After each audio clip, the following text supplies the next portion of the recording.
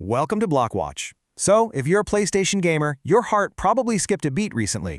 Yeah, that wildfire rumor that the digital games you paid good money for could just suddenly expire.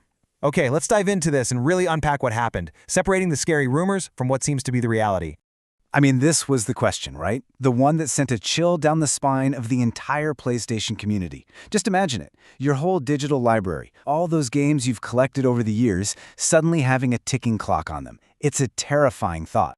All right, so let's all take a collective deep breath. The good news is all signs are pointing to this being an unintentional software bug, not some new evil policy from Sony. But the story of how this whole thing started, and more importantly, why so many of us believed it so quickly, that actually tells us a lot about how fragile digital ownership feels right now.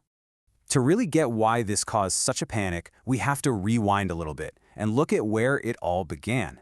See, the alarm was first raised by a pretty well-known voice in the gaming world, and when he spoke up, people listened, and they got worried, fast. And boom. It all kicked off with this post from Lance McDonald, a respected modder and programmer. He laid it out there. Sony had supposedly rolled out this aggressive new form of digital rights management, DRM. The implication was huge, a total and honestly a really scary change in how we access the games we thought we owned. So let's break down exactly what the claim was. The idea was that any new digital game you bought would need your console to phone home to Sony servers at least once a month. If you couldn't for some reason, maybe your internet's out, maybe you're moving, you'd lose your license to play that game. And the kicker? That primary console setting, the thing that's supposed to let you play your games offline, yeah, that wouldn't save you.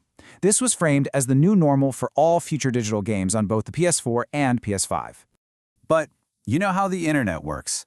Almost as fast as that rumor spread, a completely different story started to bubble up. You had journalists and folks from game preservation communities who started digging into this, and what they found suggested this wasn't some deliberate plan by Sony at all.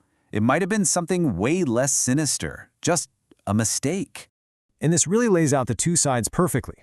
On one hand, you have the rumor, Sony pushing a deliberate anti-consumer policy.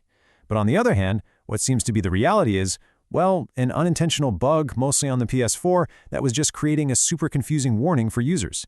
So not a new policy, but more like, as one source put it, Sony just accidentally broke something. And this, right here, was the turning point. The game preservation group Does It Play came forward and said they'd heard from an anonymous insider. And according to that source, this whole mess was just an accidental side effect of Sony trying to patch a totally different problem. They basically created this scary DRM-like behavior by mistake and apparently didn't think it was a huge priority to fix. So that kind of begs the question, right? If it was probably just a bug, why did everybody, and I mean everybody, believe it so easily? Why was there this massive, immediate backlash? Well, the answer is all about the long, sometimes rocky history between gamers and the companies we buy games from. This wasn't just a reaction.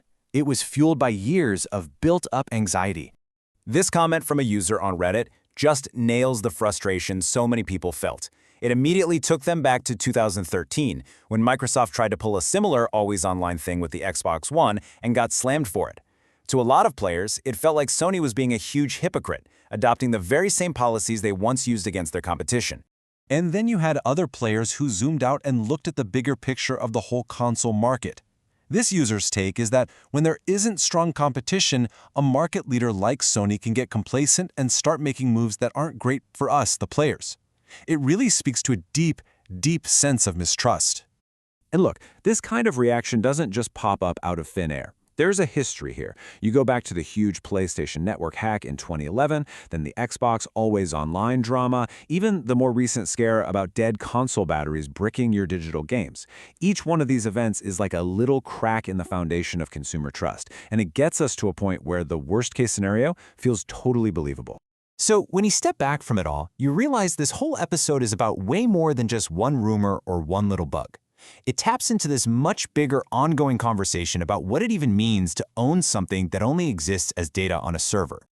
And that's the real takeaway here. Honestly, whether it was a bug or not almost doesn't matter. The real story is the reaction.